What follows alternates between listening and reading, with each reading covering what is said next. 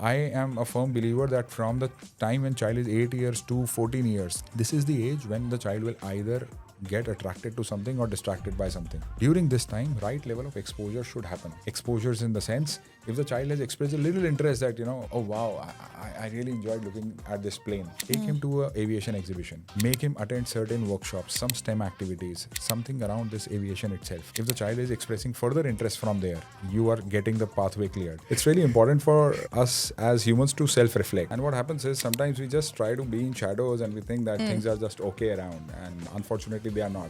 I want to trigger this thought process to the teachers that stop thinking in a way that you can't be replaced. Today, anyone and everyone can be replaced with automations, with the way AI is progressing. Majority of the jobs, which are to an extent very structured in its form, will get replaced, and people are doing it already. What parents and what schools need to identify is whether my child, can I push the boundaries of the child so that he gets into that specialist zone, because then he gets into top of the cream. When you know the whys, you will very well understand where to use this AI. Yeah. And what types of problems will I be able to contribute to and solve those challenges. Welcome to the Human Edge podcast, where we explore how to build a better future with AI through AI literacy, governance, and also the things that make us irreducibly human. So if you're a parent in UAE, here's a number that should stop you in your tracks. 3 in 4 students are actually using generative AI tools like ChatGPT. That's up from last year when it was only 1 in 3. So we have this case of students using more AI tools where we actually have 1 in 5 who are using these tools and not fact-checking them at all. So this is happening at the same time as rising youth unemployment and students having and learning subjects that actually might not be helpful for them by the time they graduate. So where does that lay us? So the UAE knows this. The Ministry of Education has made it compulsory this year that AI would be in the curriculums from kindergarten to grade 12. So they're moving fast. But the question is, are they moving fast enough? Or is even moving fast the same way as moving right? So I'm so happy today we have futurist, educator and businessman Arpit Dugar. So he is probably the best person to talk on this. He has worked with space agencies, has actually spoken in a variety of different places such as Gulf News, EduFair. So Arpit, how are you doing today? Very well, and thanks for inviting me for the podcast. I think this is going to be interesting discussion today. Definitely. So can you tell me a bit more about yourself, why you started Lab of Future and so on? Lab of Future was coined 2 years back as a term because I wanted to do something which inspires a child for future. And what best could be a place wherein you get all hands-on activity style playground, where any idea that you have, if that idea you think will work, let's work on it and create it. With that ideation, it started, but there is a little story behind it. When I was a child, I wanted to do many, many things, and wanted to create my own space machines, wanted to make a rocket in which I can fly myself. You have all those fancies as a child. And then I used to see some of them getting visualized in cartoons. And then I was like, wow, can this be made real? Can I fly on my own? So I used to experiment with a lot of stuff which was available around. But then at the same time, there was limited resources available, whether it was a school or anything around. So hence could not perform anything substantial.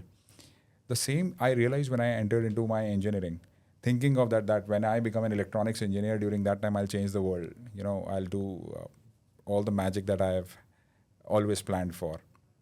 But during my engineering days, the challenges were even fierce than what I had during the school time.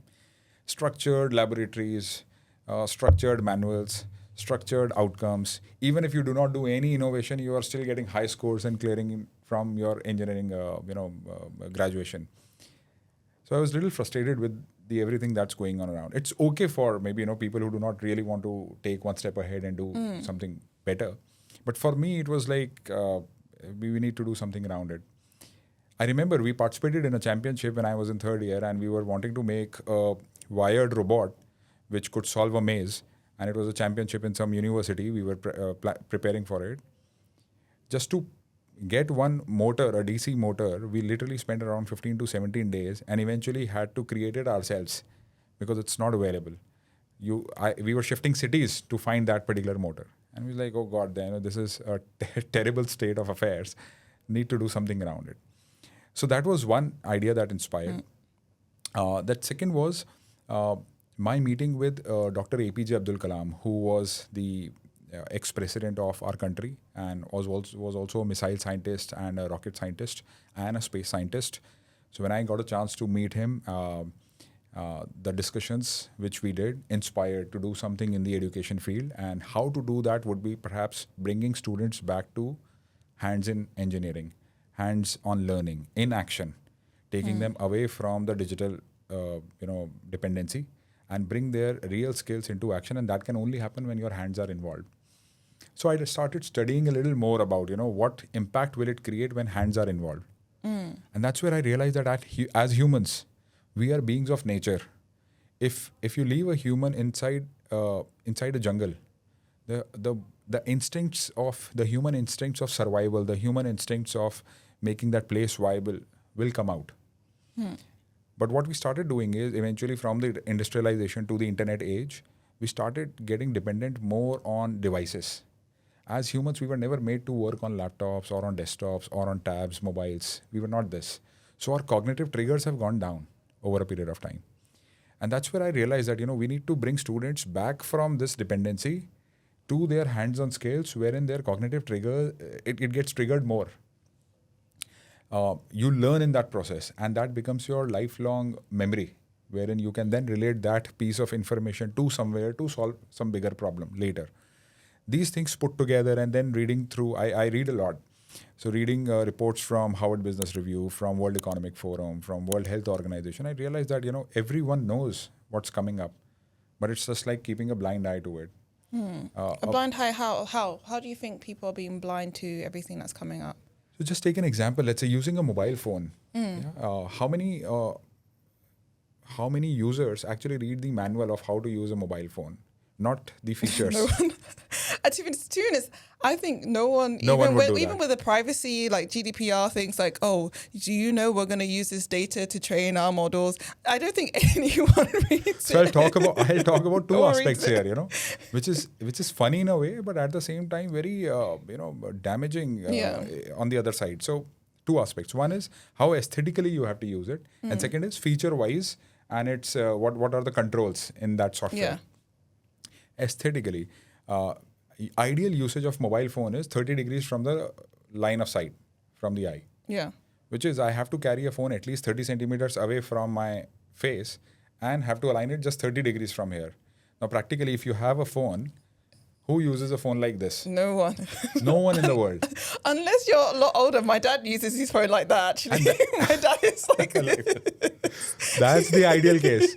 Because, so the report says that if you're using your phone for 14 years continuously for more than 30 minutes a day, with your hand bent down more than this, your eyes bent down more than 30 degrees, forget about the neck, just the eyes also like this, it's going to create an impact. But forget about the eyes. The users these days, they are like this, sometimes even like this. Yeah. So the report says that if 14 years continuously, a 30 minutes exposure to device like this, there will be a permanent bend in the spine. Wow. Which means we are talking about the whole generation. And I think that is so telling of where we are right now. We are actually at a place where loads of people are saying that, okay, well, everybody needs to use AI. You need to be AI native. You need to be digital native, AI first, screens, all that stuff.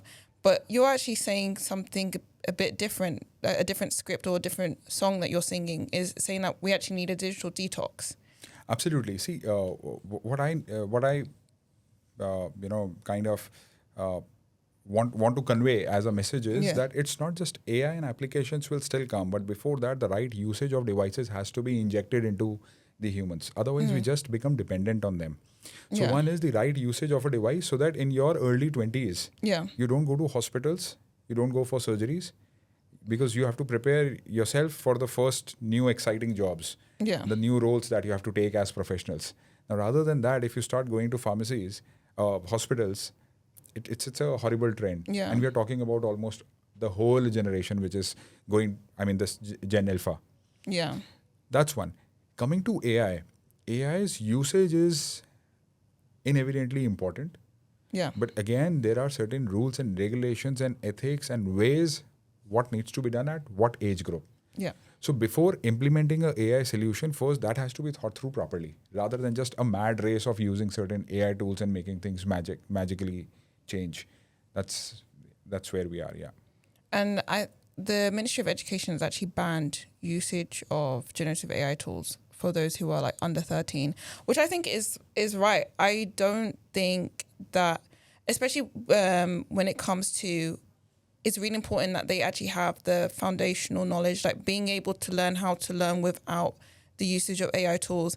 I think it's really important, because if you get used to using these tools so much and offloading your thinking, you can end up getting cognitive atrophy, but also at the same time, you never learn those foundational skills that actually build up to you being an expert, or you being capable to use these AI tools to the best of that you can. Absolutely. Like, for example, like, I have a friend. He is a senior compiler engineer. He's worked at really big companies like Kraken, so on, all that stuff. And it was funny because I was looking at kind of some of the work that he was doing, and even if I had access to AI, I can't, and we both have access to AI, I could still never do his job. What he's doing, yeah, correct. But he knows the exact prompts. He knows exactly what to ask. Like, let's say Claude Code, he knows exactly what to ask because he has that experience. He has that expertise. So even if it's kind of like, all right, let's get them using AI tools. If they don't have the deep expertise, they don't know how to fact check. And that's why I said, like before, like 1 in 5 of them don't actually check check if it's true. They don't check if these outputs are true. But once you've actually had that time to develop the expertise, you can now use it better. And I think as well, in terms of like calculator usage, right, it's quite similar in terms of that.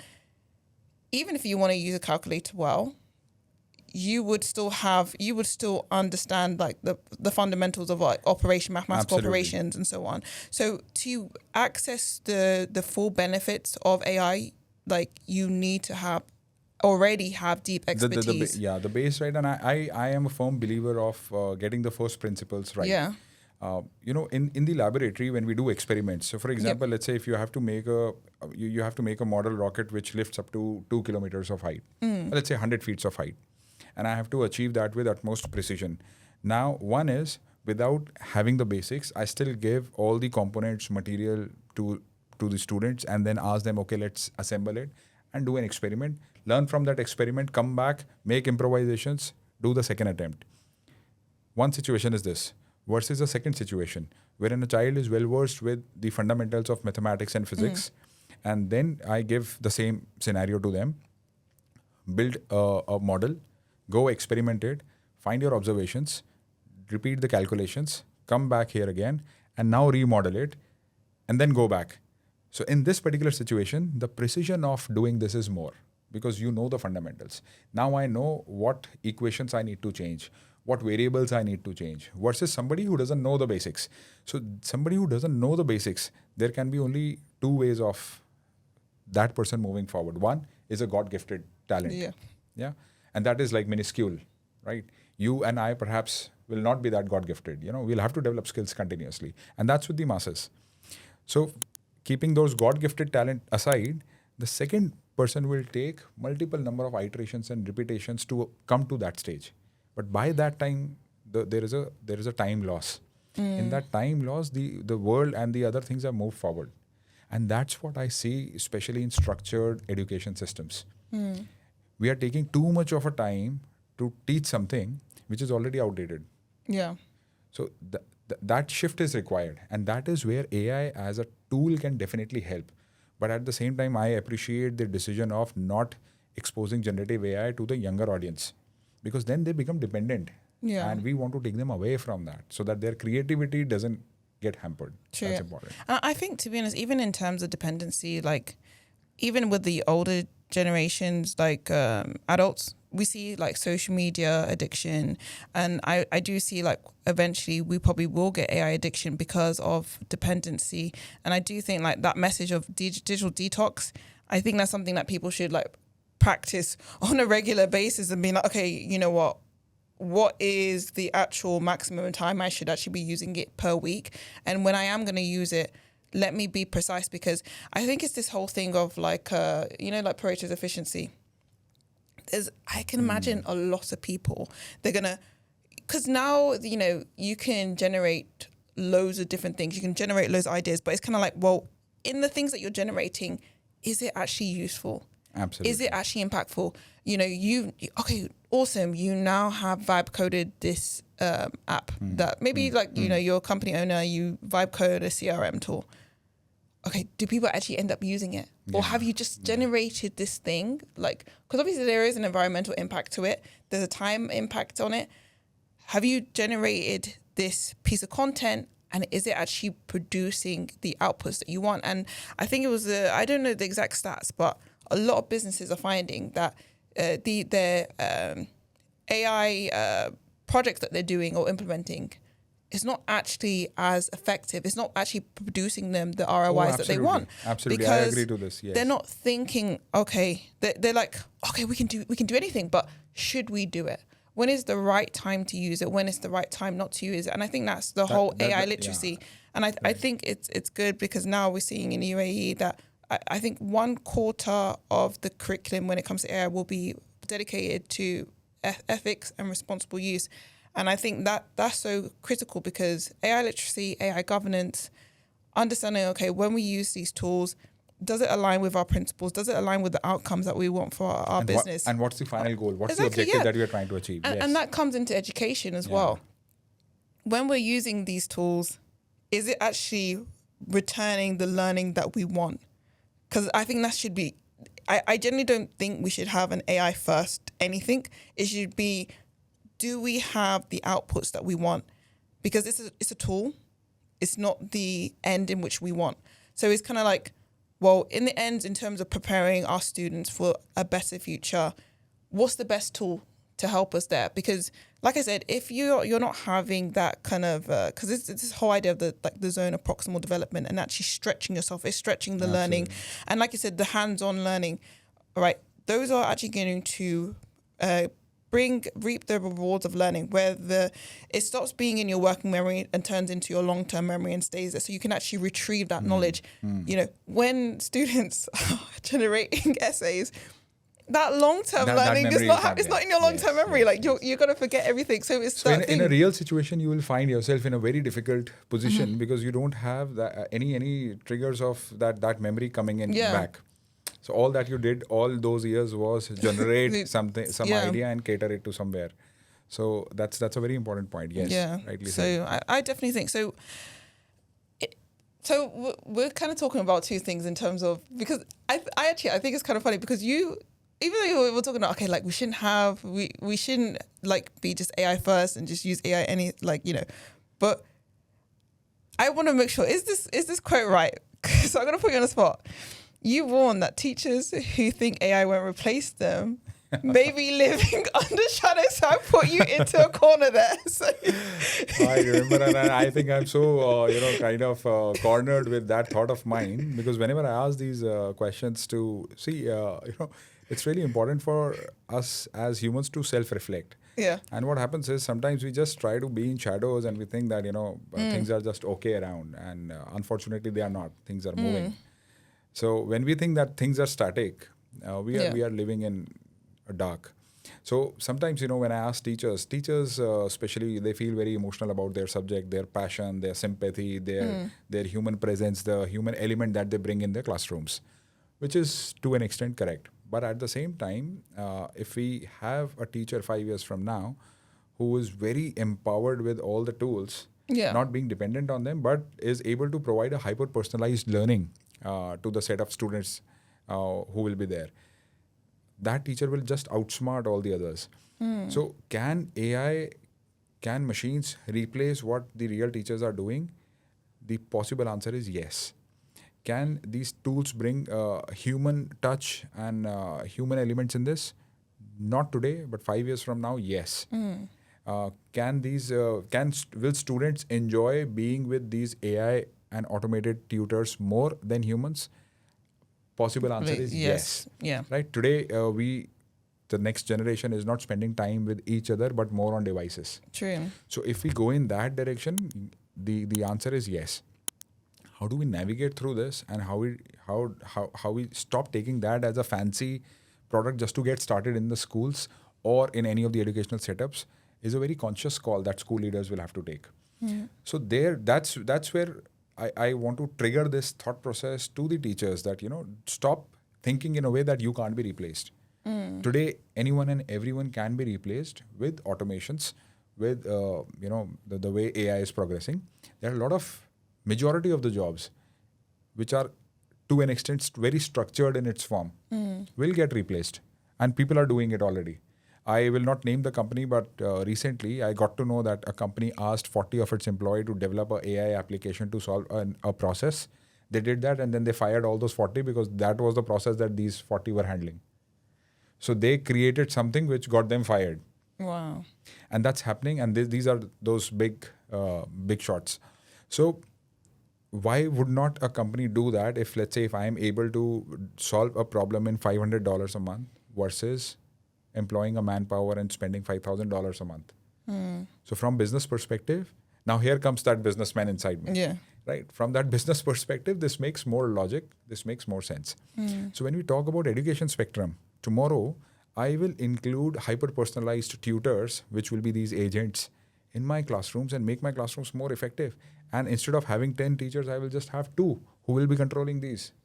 So now I need these 2 smart teachers who are trained enough, who can maneuver through this process. It's really That's weird. Like this like triggered a thought in me, in like the way that the world is moving in terms of because like AI doesn't really perform as well on edge cases, and the winners of it really, like I said before, my friend who's a senior compiler engineer, the winners are the deep experts, people who are really, really good and can Absolutely. like really mobilize AI in the right way.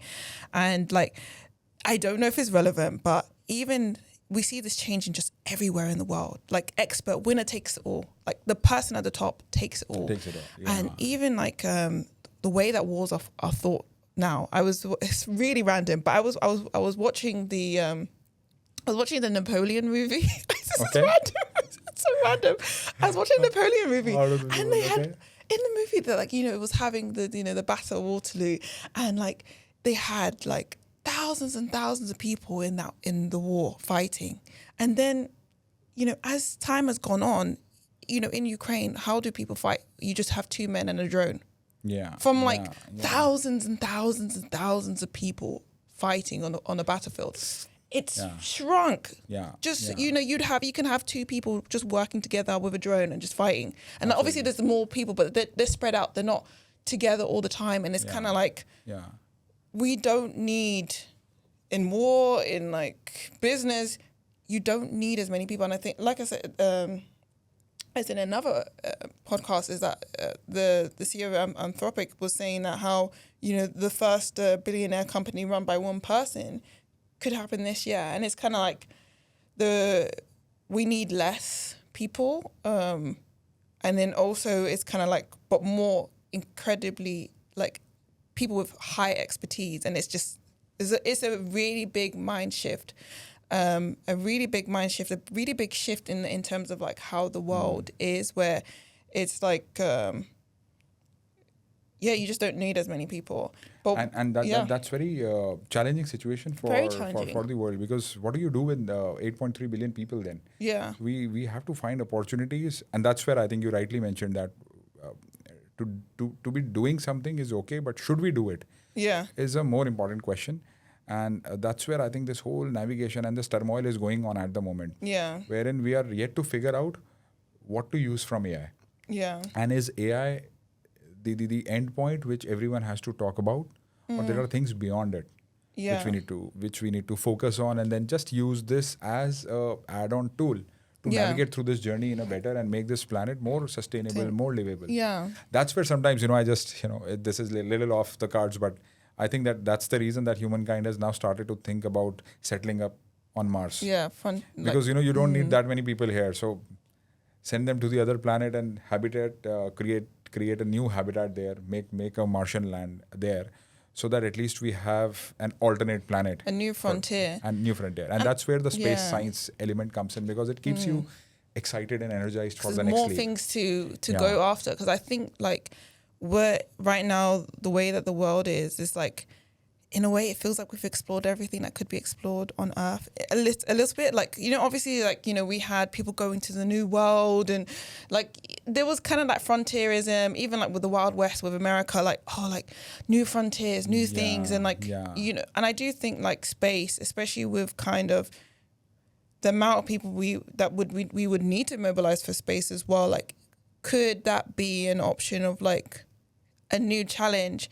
And I know that we also shouldn't ignore that there's loads of problems here on this planet that can be solved as well, that we can actually employ this labor to do, right? There's so many problems. There's so many medications that need to be made. So there's this company called Epigene Labs, and what they do is cancer drug discovery, and they use AI to augment that process. So basically that enables when these cancer drugs are taken, like it's like personalized drugs for people. So there's less negative consequences or after effects.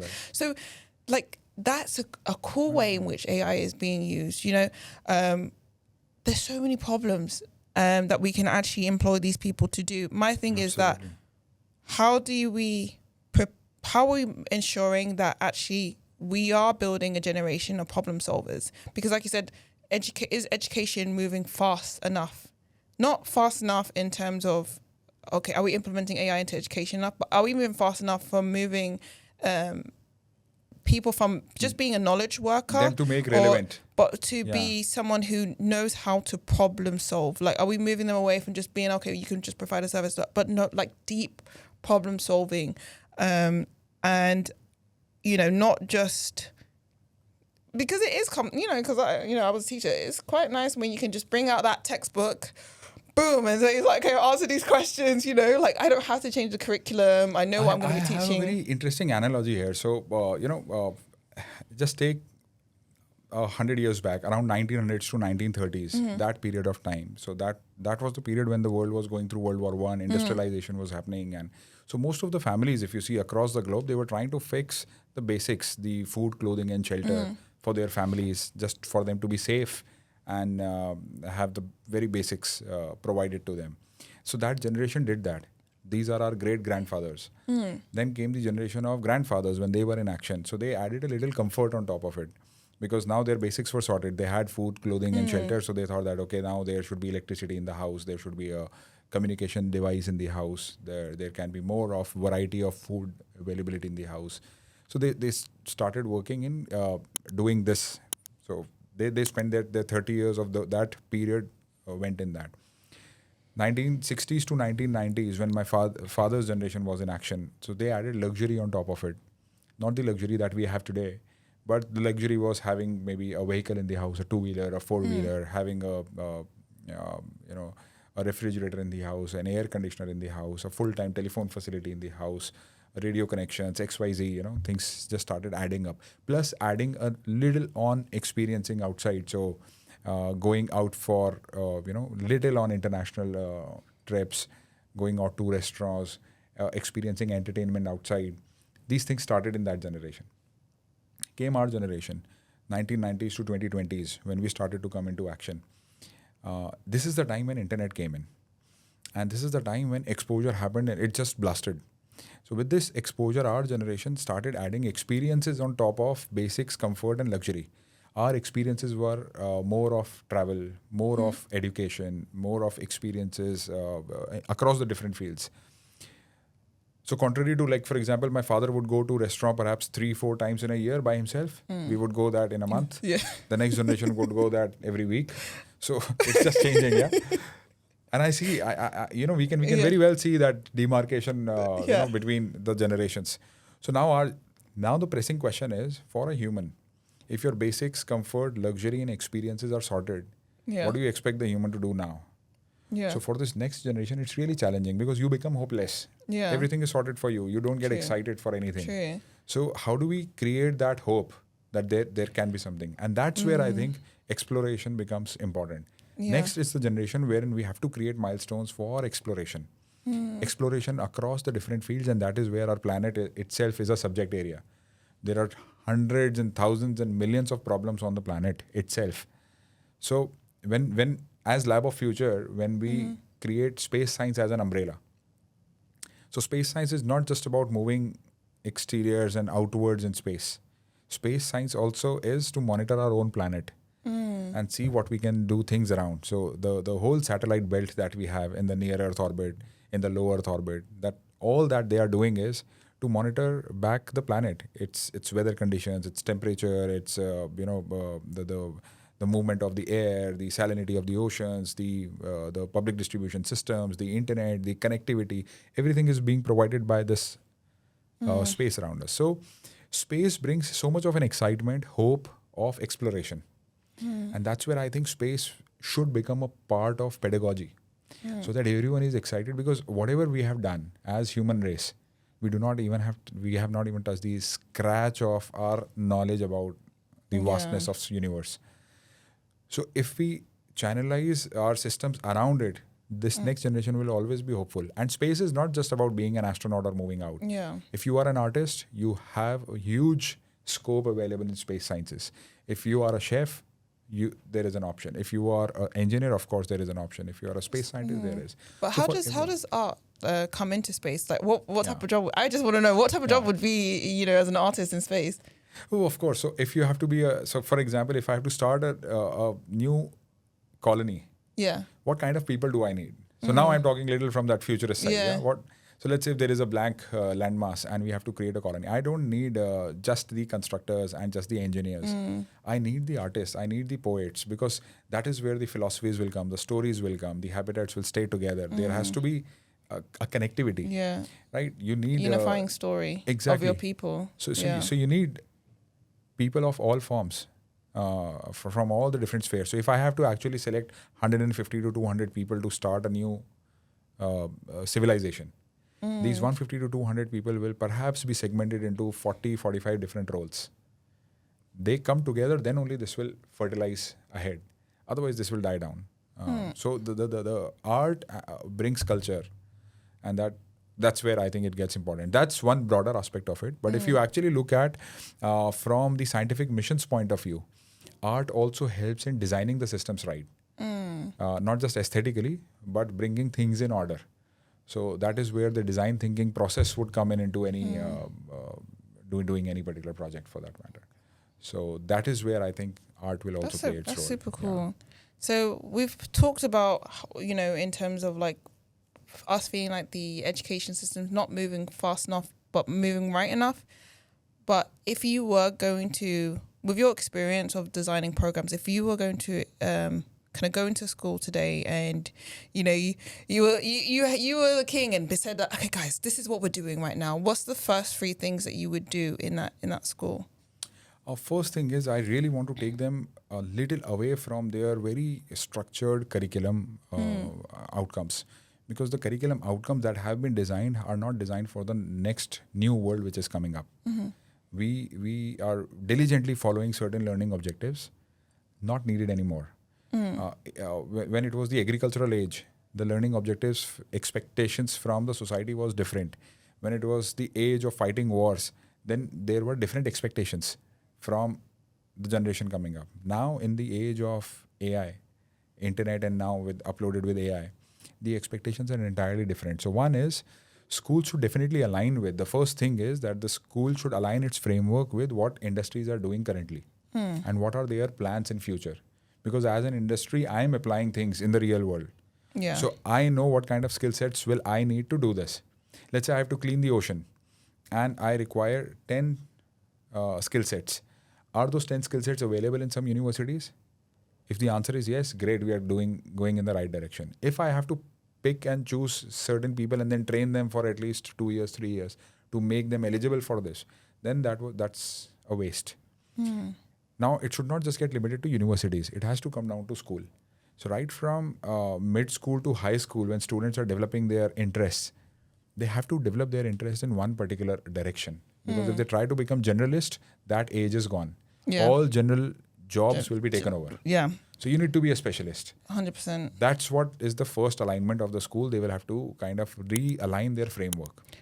But just to interject, this is gonna sound a bit crazy, but do you think, honestly, now, do you think schools can actually fight this fight? Honestly, do you think they can fight this fight, or do you think we're gonna move back to medieval ages, where you had, you basically were an apprentice for a very long time under someone who was a master in that subject? Because if you're gonna be a specialist, usually, like, for example, if you see anyone who's like a really top of their field, like singers, artists, what do they start doing? They know what they want to do from a very young age, and then they train up in that thing for a very long time. Like they would have been a violinist from the age of 3, and then they were under someone who's really great. And like, I do see more and more parents saying that actually, I don't believe that the school system can do it for me. So I'm actually going to homeschool my child. And I've seen there was this child, I was just watching it, just like it was something on YouTube, like a Chinese media report of a parent where they made the curriculum super specific, and then they were actually like kind of using your services that have maybe in the evenings they would have like Lab of Future, they might have a Spanish tutor, they have a Chinese tutor, and it's like a specific vision for their child that is super like personalized and aligned personalized with that. Because if you want to be like an expert, I kind of think it starts from like really young. If you have to be that level of specialized, it starts really, really young. And schools, you have a curriculum for everybody. So I think, is it possible, or what do you think? Because I know I've just kind of thrown you out a question there, but do you think it's actually possible schools can do this? Or do you think they should just homeschool? No, it is challenging. I totally believe it's challenging for schools to pull it off, because we have to understand that schools are never made for creating specialists. Schools are there to provide general guidance to the masses. That's what the schools are for. So we also, sometimes as audience, we set wrong expectations from the schools. Because we think that, a child is going to master an art by going to a school. No, it's not going to happen, because schools systems are not designed like that. 365 days they get to mass produce, number of people with the same set of skills. So they are really not reinventing or personalizing or hyper personalizing, for that matter, for a particular child who can do really well. And that's where, and again, in the across all the ages and moving forward also, we don't need everyone to be a specialist. Those handful 10% to 15% of the audience across the globe will be the specialists in their work. The remaining will still be like kind of taken over by these 15%. Now, what parents and what schools need to identify is whether my child, can I push the boundaries of the child so that he gets into that specialist zone? Because then he gets into top of the cream. Otherwise, he's a part of that mass. That kind of a call, if school is able to support, that school can very well identify that out of my 2,000 students, I have got 7 coders. Today, in spite of 20 years of STEM running in schools, I've never seen one school claiming that I have these 7 champions of coders, these 6 champions in 3D designing, this 5 champions in AI, this 14 champions in problem solving, these champions in team. No. So they are all doing generalist programs. I go to schools, there is a fantastic robotics laboratory. And I say, okay, you are undergoing this program, but why are you making a line follower robot again? Because it's available in 50 dirhams outside in the market. So you're spending your 30 hours and then you're creating a stuff which was created 20 years back by somebody. And there is no new innovation in this. What level of research you have done before you took this project? No, because somebody has provided that curriculum and you're executing it. So what I want schools to kind of, diligently invest their time on is bring research element into things that they are doing. Okay, if I am making a line follower again, am I really solving some better problem that was not solved before? Otherwise, I can just take a reference and use that as a product to pass it on further. Why am I investing my time there? Or if my idea is just to kind of learn coding, let's say, then it's fine. I understand. But has that problem been identified first? Where exactly are we taking our batch of 30, 100 students to? Why everyone is making a line follower robot in a robotics class? That's not needed. That's where I think as education systems we go wrong, because we implement it for masses. And within the school, we will have to create those small cohorts of students. Streams. Yeah, and then align them with the right faculties within the school, outside the school boundaries, from the universities and the industries. That kind of a cohort needs to be created in every school. Yeah. Then these specialists will churn up, and then we will have better Yeah. people coming up with to make this world a better place. Otherwise, Yeah. it really gets difficult because child It's gets really- confused. Yeah. Where should I Where go should I and go? what stream should I take? Because Yeah. I even remember, like when I was in the classroom, we did have some students that I was like, maybe mainstream is not the best place for you. Like this mainstream education, like, isn't going to help you get to where you could go or where you need to go, and it's quite a hard thing because obviously from the socialization aspect of schools is really, really good, but I do wonder, like, have you seen it a school that's doing it really well, like a really like good specialist school that you would say like this is like the example of how we should be In doing UAE? it? I Or mean, otherwise? everywhere in the whole wide world, yeah. I think there are a lot of good examples, including Yeah. UAE. There are good examples, but they're very, they get construed with parents' expectations and the alignment with the universities. Yeah. That's the aberration, I think, of creativity, that you can't go beyond certain boundaries because you have to align your students for university admissions. Universities are expecting something which is of mediocre creativity. So you don't need to be too creative to get into a university, Yeah. unfortunately. But I know schools, like there is one beautiful school in Nepal. There is a school I know in India who are doing some, like for example, there is Akshar School in India, which is doing a wonderful job. It's in the eastern part of the country. And then that school works on sustainability. The fee that they charge to students is plastic bottles. So every month, a child has to pay fee to the school, and which is 40 kg of plastic bottles. Wow. So the child and the parents have to collect these 40 kg of plastic bottles for perhaps half this room filled. So they have to collect these many bottles across from the city, neighbors, their households, whatever, and they bring these plastic bottles to the school as payment of the fee. Then using these plastic bottles, they create the the bricks. They would create filament for 3D printing. They would create a lot of stuff with this plastic and reuse this plastic because this is non-biodegradable. So with the non-biodegradable plastic, how much time can you reuse it will make it more sustainable.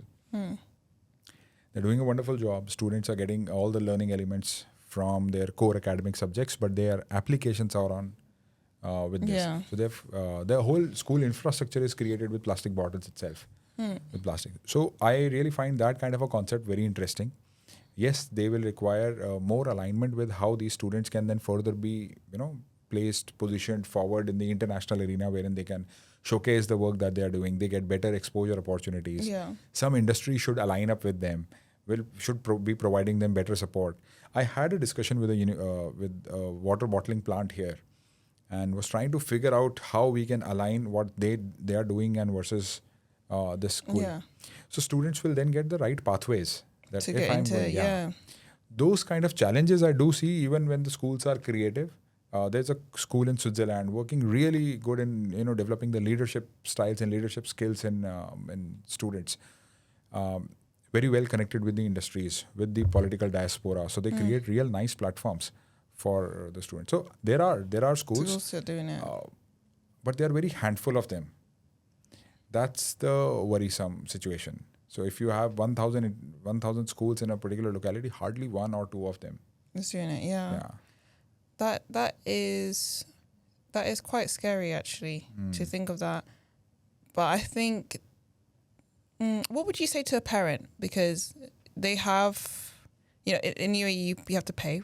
You pay for school, and to be honest, there's loads of different options, like so many different types of curriculum and so much. So you have to pay for school fees, and then when they go to university, you also have to put that investment as well. So there's like in terms of, I guess, in their business mindset, there's money being spent. So how do you ensure that money has the best ROI in terms of your child's future? And I would say that, like, for you, like, what would you say, how would you invest that money into ensuring that actually my child is not only AI proof, AI ready, but is ready to take on this new world and succeed, not only just succeed, but thrive and be at the top and have a fulfilling life for themselves. Because obviously it's not just about making money, it's also having a fulfilling life. Because, we've seen that actually students in Africa, right, compared to like Europe or places that have, higher, much higher like income levels or I guess quality of life, they actually report less mental health issues. They're more resilient, more happy. They're happier, which is like, oh wow, like what's going on here? Like, doesn't the money not equal like happiness? So it's kind of that thing of like money doesn't equal happiness. Now, for me, I'd rather be depressed with money than depressed without money. I'm gonna be honest. But what would you do as a parent? Like, what would you do? How would you invest that money from kindergarten all the way up to 21, pay for university? How would you reinvest that money to get them to have a really I'll good try life? to concise my answer on this because perhaps we can have a separate podcast on my idea of open schooling. Yeah. But what I would suggest to a parent who's planning, the education for his her child would be that in the formative years, it's really important to expose the child to multicultural diversity. It's important to give basic literacy of mathematics and sciences. Language, I think it's not that important. Languages are okay to learn, but not being, dependent on the languages. So that scenario is important until the age of 7. So a lot of curiosity has to be boosted during that age. And human science says that the 75% of the learning in a brain will happen by the time you are until 7 years of age. So a lot of exposure should happen during that time, wherein the visual exposure is more. So that's where the curiosity will get inculcated, and that becomes a habit. During this time, the child should be exposed to massive amount of reading, not the digital exposure. Unfortunately, I have seen all the parents today. The child is not eating food. Play some video. The child is taking his meals. Because there is little distraction. That's not distraction. You are practically giving a drug to a child. The child will never be able to cope up with that because that becomes a habit. So until the age of 7, don't expose screens to the child. Give them more of reading habits. Read a story for them while they are taking meals. These are small little changes, but that will create a massive impact on child's psyche when the child is growing up. Child learns to read. When you read, your imagination power increases because now you are creating a story by yourself. Nobody's asking you, nobody's telling you what does it look like. You are creating your own stories. And I've done such kind of experiments. I ask, okay, can you just kind of, draw a scenery, or can you draw something very ugly, kind of a ghosty thing, a witch? Can you do this? Everyone practically draws the same because they have got similar interpretations of a ghost. Long nose, curly hairs, teeth coming out, maybe, a broom. And mostly females, they will make female characters when you think of ghosts. I've experimented with so many people. And then I say, why are you all thinking same? Why? Because they were shown some kind of visuals like that in their formative years. So everyone thinks in the same direction. That's not the world that we need. So in these first formative years, give them more of curiosity boosters, more of reading, more of interactions, human Different interactions ideas. that's needed. Yeah. From 8 years to 10 years, that's the age when we should start exposing. So what we do is usually in the university level, we start going out to exhibitions and events. That also to a limited audience only, but we try to take those opportunities to understand industry more. I am a firm believer that from the time when child is 8 years to 14 years, this is the age when the child will either get attracted to something or distracted by something. During this time, right level of exposure should happen. Exposures in the sense, if the child has expressed a little interest that, oh wow, I really enjoyed looking at this plane, take him to an aviation exhibition. Make him attend certain workshops, some STEM activities, something around this aviation itself. If the child is expressing further interest from there, you are getting the pathway cleared. If the child is expressing that, okay, I enjoyed it, but no further from there, expose him to other things. So that level of exposure should happen at the early age group. From 15 to 18 years, when the child is in high school, during that time, for sure, industrial exposure should happen. A lot of industrial visits should happen. Industrial trainings should happen. This should not just happen in university time, because university you are training yourself professionally for what you want it to be. Here you are wanting to know what you want to be. So take a tour of a generative AI agents industry. Take a tour of let's say a defense industry. Take a tour of a sustainable industry, something which is working on sustainability. You have 2 complete years. You have 700 days. At least 100 days of exposure should happen with these different industries, and experts giving you the insights of how their industries are operating and what kind of job roles they look at. This will expose the child that, okay, this is where I want to be. Yeah. And once the child is able to figure that out, then your university pathways become much clearer. You know where not to go. Yeah. So rather than just fancying around the big names, you will at least know that I can do this. Now that university pathway is the secondary question, wherein do you want to go for a very structured program, or you have other alternatives to reach to that particular stage. So there comes little more research. So in my free time, what I usually do is I'll go to NASA's website, I'll go to SpaceX website, I'll go different Archises and Space Copy and different websites. I go to their career section, and in their career section, I see the open positions that are there, and I click on those open positions and read the eligibility criteria that they require. And then there I realize that you don't have this kind of an audience available. And that's where these organizations are struggling. Then they take you as interns, then they will take you as intakes, will train you over a period of time. And so it's a big mismatch between what industries are requiring and what we are doing. So this is how I would want, the kind of exposure should happen. And parents should really invest in this. True. If I have to send my child to China to visit a manufacturing factory, I should be investing in that. That is really going to open up eyes for my child for whatever he does in future. May not be directly required for his work, but that knowledge will certainly help That's him super powerful. developing from there. Yes. That's super powerful because, it's kind of funny, but the way that I was as a child, my parents were very supportive. I was always telling them, okay, I either wanted to, which is completely different now, right? I'm not doing anything related to it now, but I remember when I was in year 9, I was 14, 13, and I just watched do you know the movie Wolf of Wall Street? Oh, yes. I just watched it, which a 13-year-old should definitely not be watching at all. But from that moment, I was like, I want to be an investment banker, mum. I was some 5 years back. I want to be I want to be an investment banker, mum. And then my mum was like, okay. And then as a child, I just kept on searching online, all the intro into banking events, all this stuff. And I was a 14-year-old at banking events, just always at these type of events. And I think what I kind of realized, what I actually liked more about it, and I think it was really good because I had time to explore, to talk to the people on the trading floors, going to all these different events and having these conversations. And even because I did a lot of research, I knew what was the type of degree of the people who would study it. And I was like, okay, philosophy, politics and economics. I was like, okay, cool, I'm going to go do that degree. And then, but I started to my final year, I started to realize, well, why did I really... What was the thing that actually drew me from that movie? Yeah. And I just really liked that he was a risk taker. I liked the journey of that risk taking, having an idea, putting it out into the real world, making money. But I was really motivated about that kind of the grit and the excitement and I guess power. And I think it was really good that I had that opportunity to explore that as a child, even if it was I found out, okay, what I didn't want to do, or I found out, okay, what was something that attracted me from it.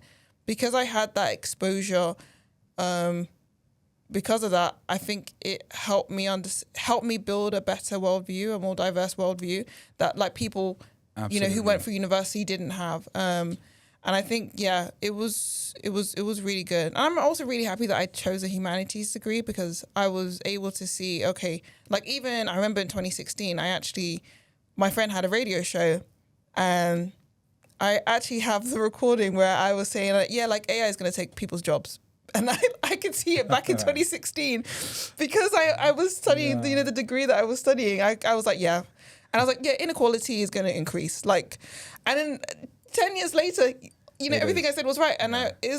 I think it's because like when you're as a child, your parents allow you to be exposed to different things and you meet different people, you end up being able to put the dots together, but also put the dots together in different ways as well, because there are different ways in putting the dots together. Absolutely. So yeah. No, that's where I think because now there is it's a globalized world, and the world is facing different levels of problems. So when I said that there has to be cultural exposure, Yeah. the kids should know about different cultures, different people, so that they become more accommodative. That's important because the world, which is the next world, all these countries, geographical countries, have to work together to solve a lot of problems. And right now, all countries are fighting with each other with some or the other reason. So there are bigger level of Bigger challenges. child, yeah. These kind of exposures happen a child to create a broader perspective, 100%. which is more important. And yeah. I think also them understanding why. Well, why has the world come to as it is right now? Because even these systems are being developed. They're being developed by human beings, right? They're saying, okay, they want to automate this type of job. Well, why has it been automated? Because you have to put a lot of investment, a lot of money to automate it anyway, a lot of training to automate it. Or even in terms of, okay, why is there this AI race? Well, we have this whole game theory problem going on right now where people are like, well, we have to, or else this other country's going to do it. And I think it's like when they have that like a diverse understanding of different cultures, but also understanding, okay, well, why? Why is this? Why is the world how it is? Because, you know, I think Kamala Harris said, you didn't just fall out of a coconut tree. Like, why? You live in a world that is built upon so much history.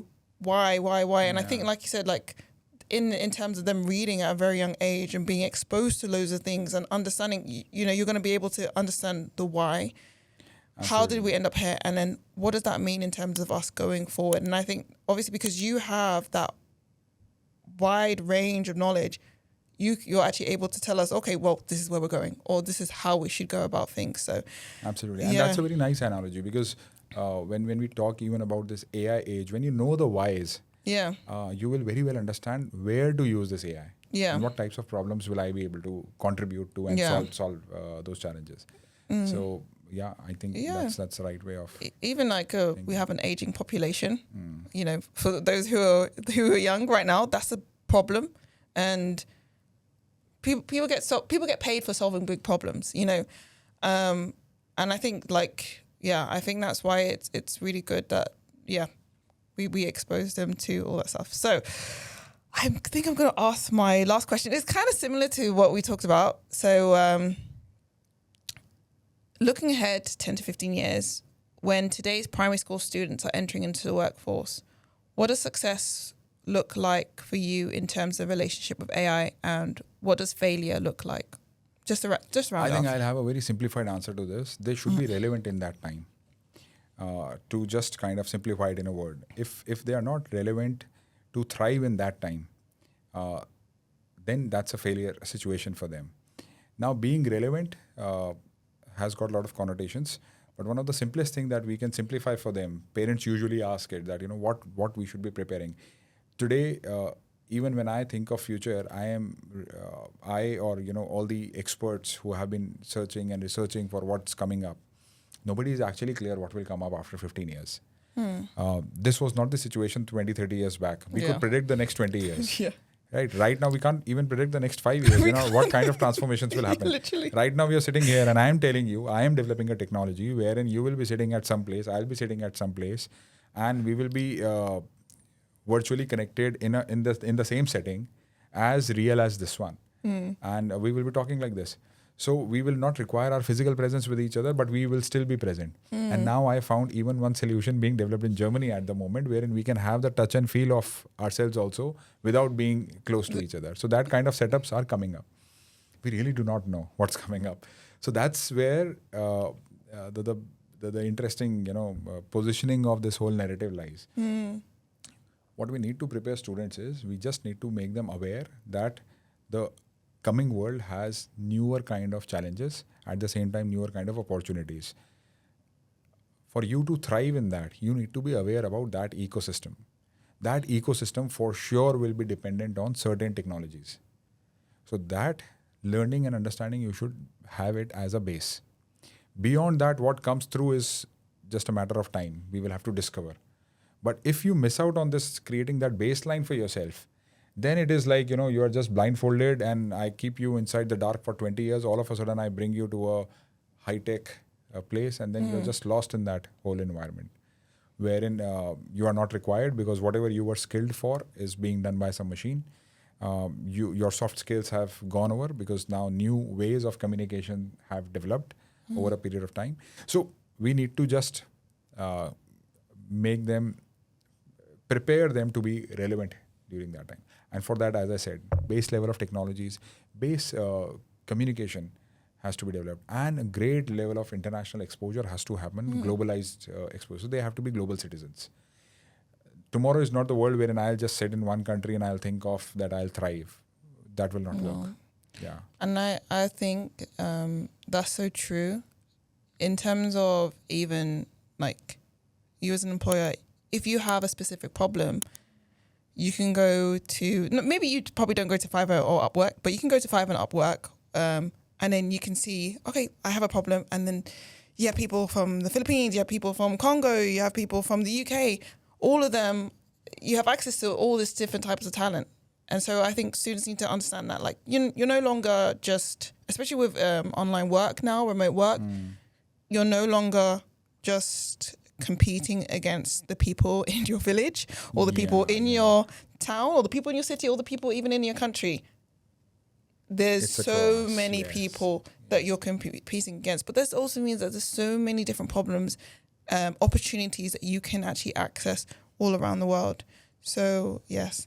So thank you so much, Arpit. I wanted to ask you as well, if anybody wanted to kind of get involved on Lab of the Future, how can they do that? How can they access the programs? It's very simple. I mean, you can just go through the website, laboffuture.com, and there are different programs for individuals, for organizations, for school institutions, and for you and me as an enthusiast.